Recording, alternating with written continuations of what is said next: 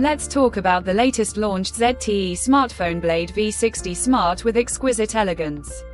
Design. Now let's talk about the specifications of this smartphone. Firstly, talk about the display of this smartphone. This phone features with IPS LCD display, with 6.6 inches HD plus punch hole.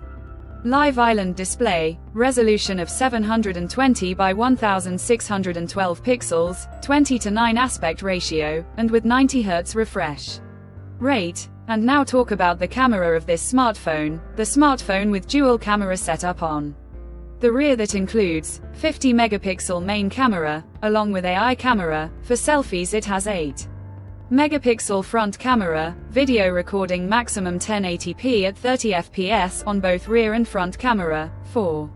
The software. The handset turns on Android 13 operating system screen on top the device. Under the hood, the phone CPU is octa-core 1.6 GHz dual-core Cortex-A75 plus 1.6 GHz hexa-core Cortex-A55, powered by Unisoc T606 12nm chipset, paired with Mali G57MP1 GPU. In terms of storage, the smartphone plugs with 4 GB of RAM, with 4 GB of extended RAM, and 128 GB of onboard storage, which is further expandable via dedicated micro SD card slot. The physical dimensions of the smartphone measures at 164.1 by 75.8 by 8.6 mm, and it weighs around 189 grams, and the color options: basalt black, marble white, aqua green colors to see in this smartphone, and the